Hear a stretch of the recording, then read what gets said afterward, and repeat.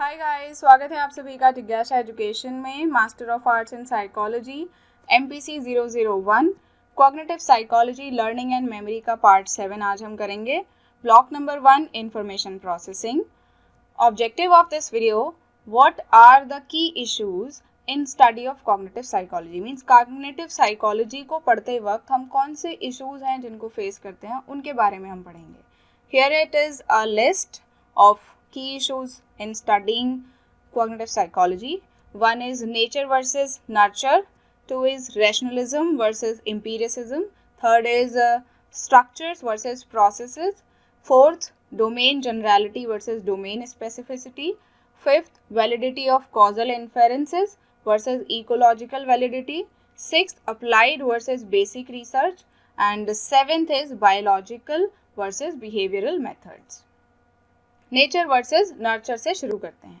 Nature को हम यहाँ इनेट कैरेक्टरिस्टिक ऑफ ह्यूमन कॉग्निशन कह रहे हैं। मीन्स इंसान के अंदर की जो आंतरिक विशेषताएं होती हैं उनको हम नेचर कहते हैं। और नर्चर यानी कि एनवायरनमेंट जो होता है हमारा, उसको नर्चर में शामिल किया जाता है। Which is more influential in human cognition, nature और नर्चर।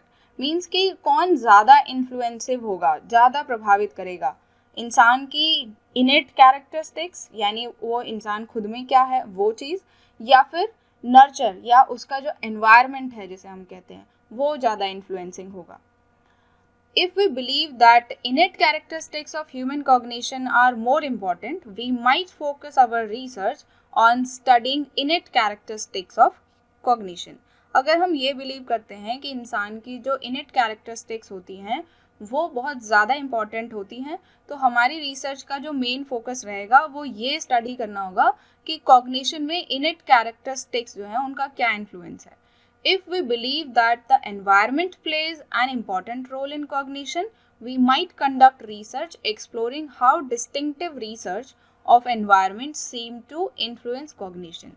मीन्स अगर हम ये बिलीव करते हैं कि एनवायरनमेंट का ज़्यादा इम्पॉर्टेंट रोल होता है कॉग्निशन में, तो हम ऐसी रिसर्च कंडक्ट करेंगे जिसमें इस बात की खोज की जा सके कि जो डिफरेंट कैरेक्टरिस्टिक्स हैं एनवायरनमेंट की, उनका कॉग्निशन पर क्या इन्फ्लुएंस होता है। नेक्स्ट जो हमारा इशू है वो है रैशनलिज्म वर्सेस एम्पिरिसिज्म। रैशनलिज्म को तर्कवाद कहते हैं और एम्पिरिसिज्म को अनुभववाद कहते हैं। Means how should we discover the truth about ourselves and our world around us. Means कि अपने बारे में, दूसरों के बारे में अगर हमें ट्रूथ डिस्कवर करना है तो हम कौन सा अप्रोच यूज़ करेंगे, रैशनलिज्म यानी तर्कवाद यूज़ करेंगे या एम्पिरिसिज्म यूज़ करेंगे। Should we do so by trying to reason logically based on what we already know? क्या हमें ऐसा उस अप्रोच को इस्तेमाल करके करना चाहिए जिसमें हम जो सिचुएशंस हैं उनको लॉजिकली रीजन करें, और रीजंस वो जिनको हम ऑलरेडी जानते हैं।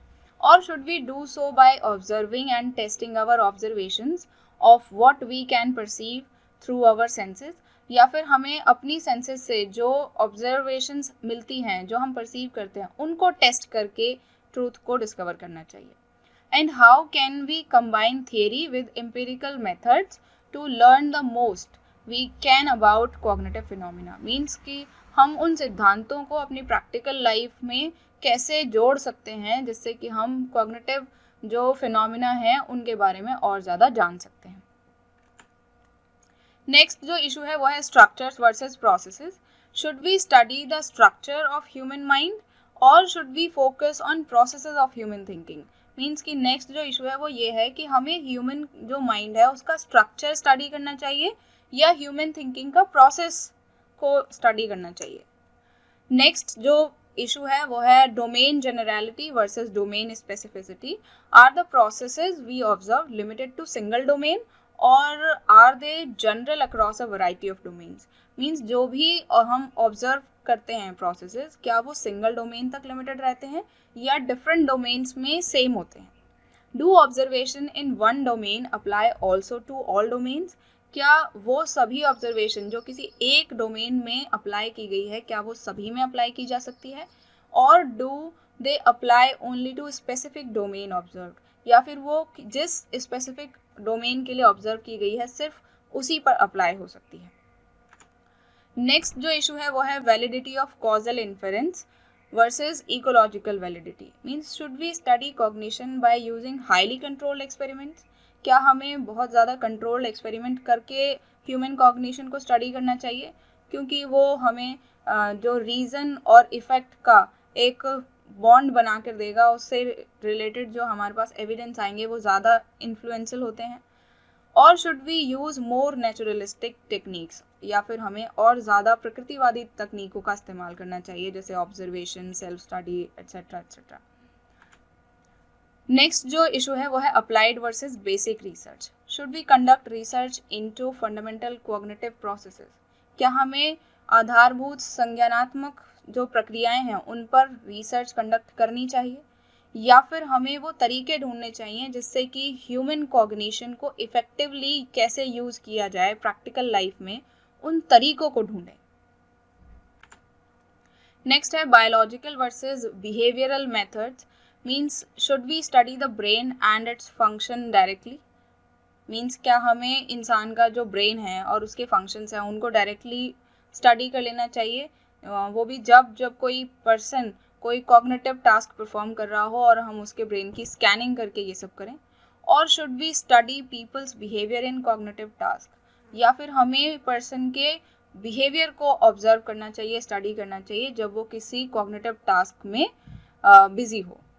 और उस समय हमें ये देखते रहना चाहिए looking at measures such as percentage correct and reaction time, कि कितना टाइम उसने रिएक्ट करने में लिया, कितना जो काम था वो सही किया, ये सब हमें ऑब्जर्व करना चाहिए।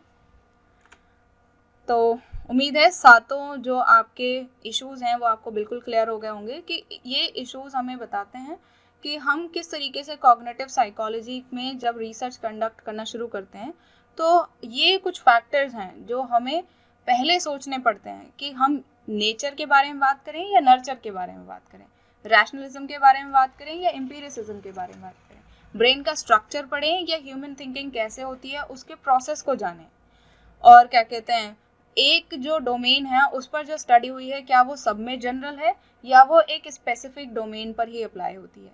और जो हमें इकोलॉजिकल वैलिडिटी है वो ज़्यादा इम्पॉर्टेंट है या वैलिडिटी ऑफ कॉजल इन्फेरेंस बहुत ज़्यादा इम्पॉर्टेंट है। मीन्स हमें क्या ज़रूरी है कि हम कोई जो एक्सपेरिमेंट है वो कंट्रोल्ड जो एनवायरनमेंट है उसमें करें, एक्सपेरिमेंट होना चाहिए। तो ऐसे ही अप्लाइड बेसिक रिसर्च होता है कि हम इसमें भी कंफ्यूज रहते हैं कि हम कौन सा रिसर्च जो है वो यूज़ करें। बायोलॉजिकल वर्सेस बिहेवियरल मेथड, इसमें हम इस बात में परेशान होते हैं कि बायोलॉजिकल रिसर्च होना चाहिए, मीन्स ह्यूमन ब्रेन का स्ट्रक्चर, उसका फंक्शन, इन सब पर डायरेक्ट स्टडी होनी चाहिए, या फिर उनके बिहेवियर को नोटिस करना चाहिए कि उसने कितना टाइम लिया किसी पर्टिकुलर टास्क को करते हुए, उसके मेंटल ऑपरेशन को होने में, और कितना % उसने करेक्ट भी किया। I hope it is very much clear to you. Thank you so much for watching this video. Like कीजिए, शेयर कीजिए, इससे हमें बहुत बहुत मोटिवेशन मिलता है। और हमारे चैनल को सब्सक्राइब कर लीजिए, बेल आइकन को प्रेस कर लीजिए ताकि आपको टाइम पर नोटिफिकेशंस मिलते रहें। और हमें मोटिवेट कीजिए, लोगों को शेयर कीजिए, क्योंकि इससे हमें मोटिवेशन मिलेगा तो हम आगे काम बहुत मन से कर पाएंगे और वीडियो में इम्प्रूवमेंट दिखाई देगा।